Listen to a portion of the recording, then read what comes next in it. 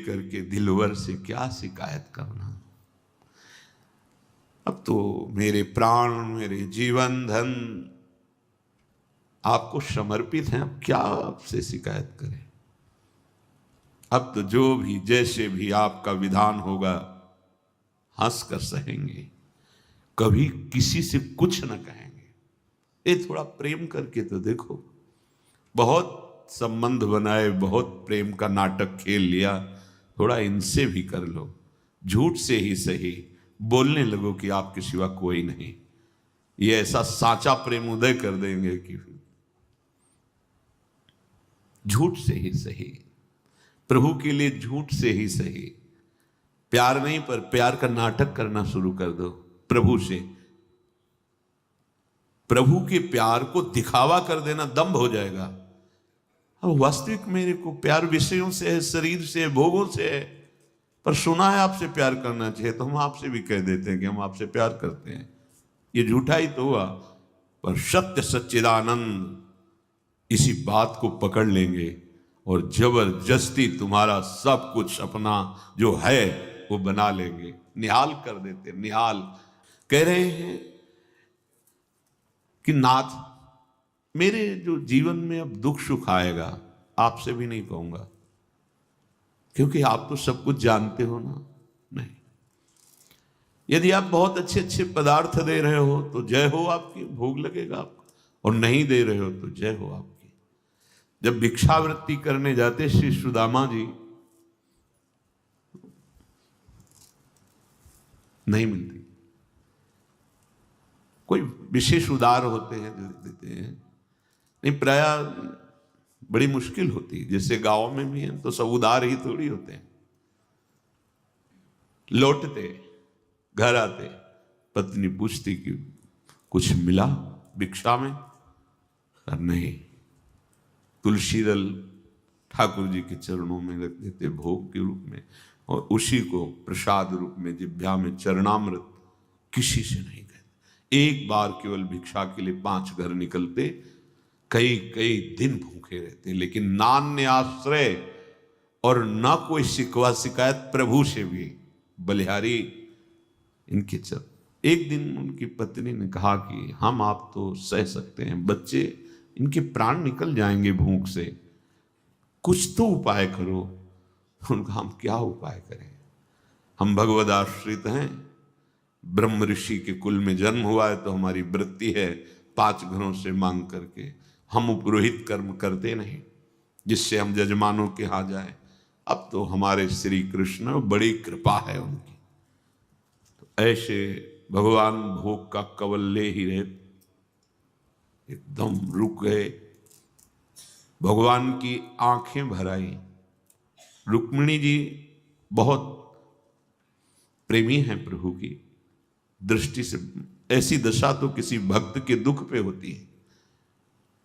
हमारे प्रीतम की ये दशा, कोई भक्त संकट पे है, कहा प्रभु अब आप छुपाइएगा नहीं, आपके मुख को जोह जोह करके ही हम जीती हैं, तो हमें आपके हर चेष्टा को पता है। इस समय आप दुख से दुखी हैं किसी भक्त के, तो उनका सही कहा आपने।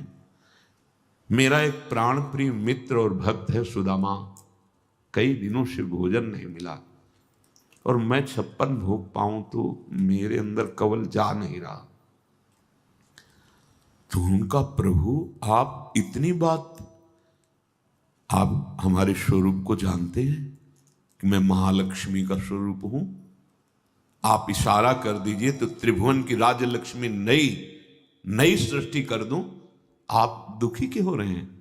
बोले बस समस्या तो यही है कि वो कुछ चाहता नहीं, चाह कर ले तब ना, वो चाहता नहीं, कैसे दे दूं ये माया, कैसे दे दूं जब चाह नहीं कर रहा? बोले पैदा करो जाके चाह। रुक्मिणी जी ने कहा हम आपको ऐसे नहीं देख सकती, आप जाओ।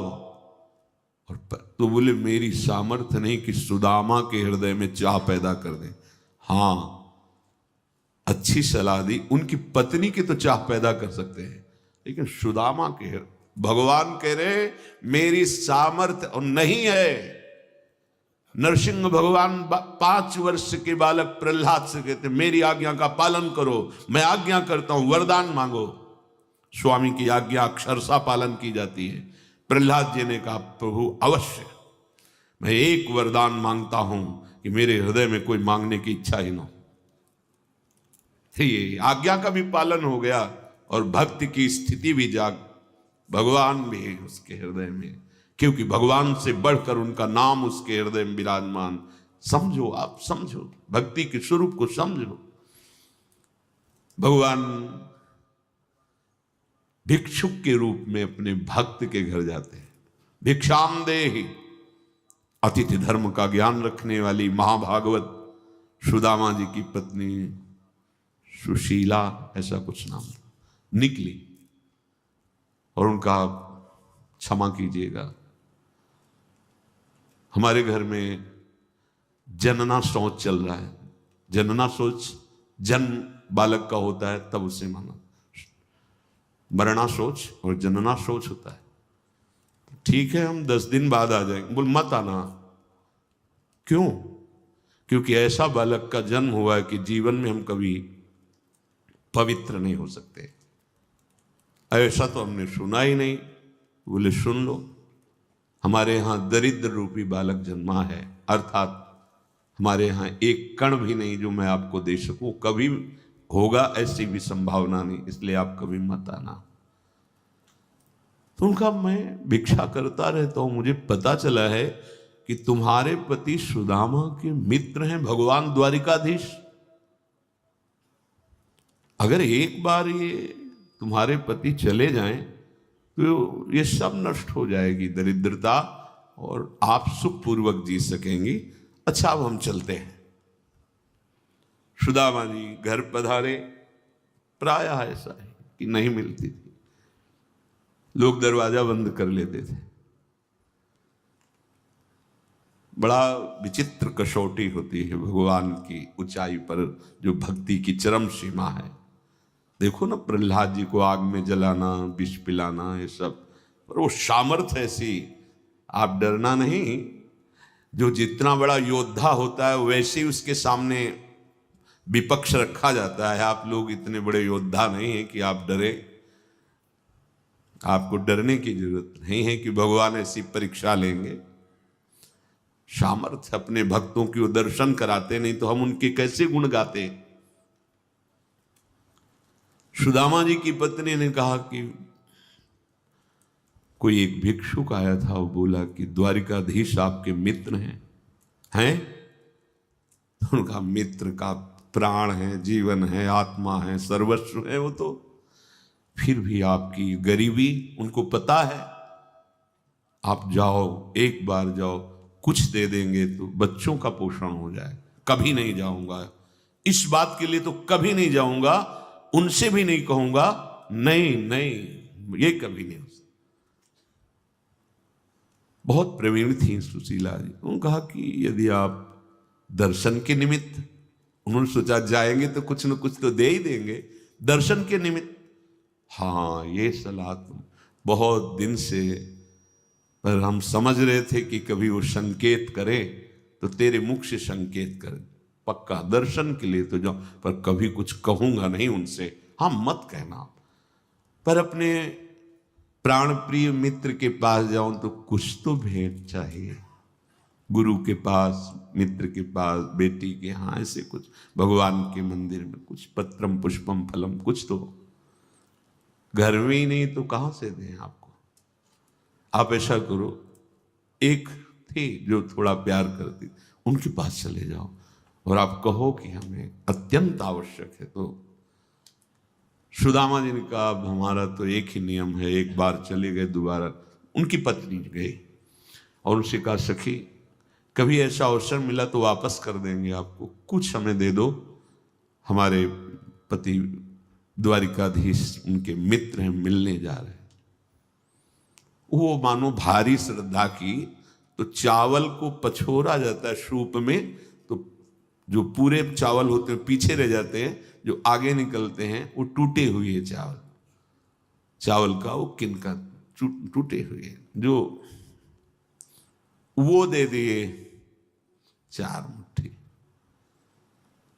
एक फटे से कपड़े में सुदामा जी की जो अकिंचन मूर्ति, मतलब धोती पूरी थी, अगर वो धोती पहने तो अंग प्रत्यंग उनके दिखाएं, तो उसको फटी धोती को उसको कई परत में करके ऐसे शरीर ढके, अस्थि मात्र होए रहे शरीरा, ऐसे वो पोटरी में तंबू बांध करके ऐसे।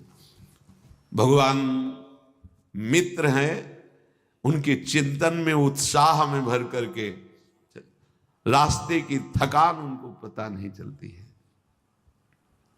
बड़ा प्रसंग हम केवल सारांश में बता रहे हैं। जब अखिल कोटि ब्रह्मांडों के स्वामी प्रभु के दरवाजे पर दिव्य पार्षद खड़े हुए, रोक दिया, कैसे जा रहे हो? मलिन भेष, इतनी फटी बेवाइयां, नंगे पैर, शरीर की एक एक हड्डी गिन सकते हो। उन्होंने कहा कि मुझे मत रोको, मेरे प्राण प्यारे मित्र हैं कृष्ण, ऐसे हमारे स्वामी का नाम यहां नहीं लिया जाता। अनंत ब्रह्मांडों के स्वामी हैं और तुम ऐसे बोल रहे हो कि, बोले हमारे दोस्त हैं। वो विचार करते हैं ऐसे भिखारी का हमारे प्रभु से कैसे दोस्ती हो सकती है? नहीं नहीं, बोले एक बार मेरी प्रार्थना मानो, उनको बोल दो कि सुदामा आए, बस इतना बोल दो जाकर। प्रभु रुक्मिणी जी के महल में विराजमान, रुक्मिणी जी स्वयं अपने कर कमल से पंखा, और प्रभु अर्ध निमीलित नेत्र विराजमान लेटे। द्वारपाल गया, प्रभु की जय हो। तो अचानक इस समय तुम्हारा कैसे आगमन हुआ? क्योंकि ब्रह्मा भी